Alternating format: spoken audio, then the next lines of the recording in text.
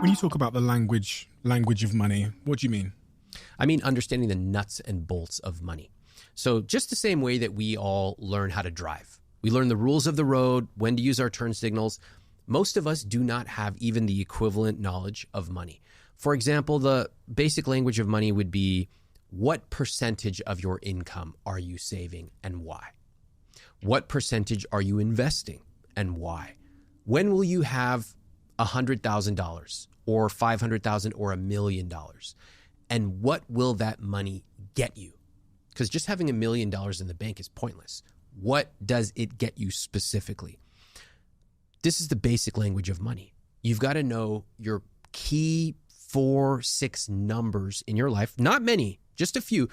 But once you understand those numbers, it's like understanding the speed limit. Understanding the speed limit means you understand a lot. There's a rule of the road. If you go too fast, what's going to happen? Why do these rules exist? And these rules are similar in money. You can break them. That's okay. But you got to understand the rules first. What are those numbers that I need to know? There's 4 numbers that I really like to track. I track these myself, and these are the numbers I encourage.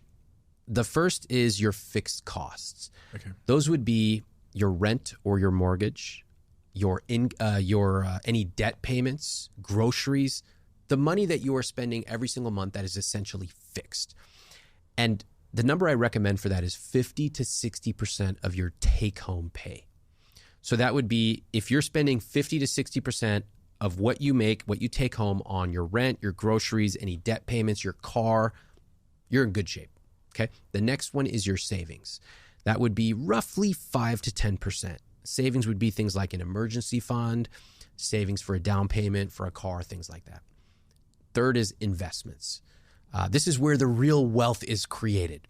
And for this, 5 to 10% of take home is fine. Of course, the more you put in, the more you're going to have. And then the fourth category, the one I love the most, is called guilt-free spending. This is going out for cocktails in New York. It's buying a beautiful shirt. It's treating your friends, whatever you love, yoga, 20 to 35% of your take-home pay. So if you're watching or you're listening to this, just take 15 minutes. Back of the napkin, jot down your approximate numbers. You don't even have to get them perfect. And you will be able to benchmark how you are spending compared to those numbers. I'll tell you that those numbers tell me a lot. It's almost, if you just show me those 4 numbers of your spending, I can tell so much. I can tell what you love spending on. I can tell what you don't. I can tell what your priorities are. And I can also tell where you are out of alignment. So I'll give you an example. When I ask people, what is your rich life? One of the common answers they say is, I want to do what I want, when I want. I go, oh God, not this answer again. I hear it every day. I go, wow, that's so interesting. So what do you want? They go, most people have never thought beyond a trite answer. So then the next answer I often get is freedom. I want freedom. I go, great, that sounds good. What is freedom? I want to do what I want, when I want. I look at their numbers and I see a huge payment that they're making to a 30-year mortgage. I see debt payments. I see car payments. And I go, now this is interesting. You want freedom, but you have essentially anchored yourself down to not be able to travel or to pivot or to move. How can those two be? How can you reconcile those two? And that dissonance is actually a fascinating moment. I love when we experience dissonance. We all do. I say that I want to work out more, but I don't work out more. Why?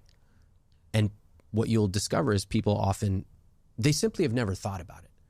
What our rich life is, these generic phrases, freedom, flexibility, it's just words. What I really want somebody to say, I want them to go a lot deeper, is to say, I want to be able to travel for 6 weeks a year. I want to go to London. I want to go to New Delhi. I want to go to Thailand because I want to visit my family. That's a good start. If we get even more specific, they tell me what seat on the airline they're sitting on. They tell me where they're eating. They tell me who they're bringing with them. But to simply say, I want freedom, is so vague that when I look at your numbers, there's often a huge incongruity with how you're spending versus what you claim your rich life is. How many people, from your experience of interviewing people and doing this research, are clear on what their rich life looks like, down to, what you described there, I want to travel for a couple of months a year, and then even further down to which seat I'm going to be in, which class I'm going to be on as I travel? Less than 1%. Less than 1% of people know that? No. Most people literally say, I want to do what I want when I want. That is the extent to which they've thought about a rich life. Why does it matter to be, what did that less than 1% of people that have that planned out have as an advantage or a benefit from that meticulous thought that the other 99% don't have? Because they can craft their rich life that is uniquely theirs, almost like getting a handmade glove. And in fact, the more you craft your rich life, the more bewildering it looks to the outside world. So I'll give you an example from my own life. I love to travel. I spend a lot of money when my wife and we'll travel for months at a time. I love hotels. I love the hospitality. I love the details. I love it all. I don't really care about cars. Not at this phase of my life. It's just not that important to me.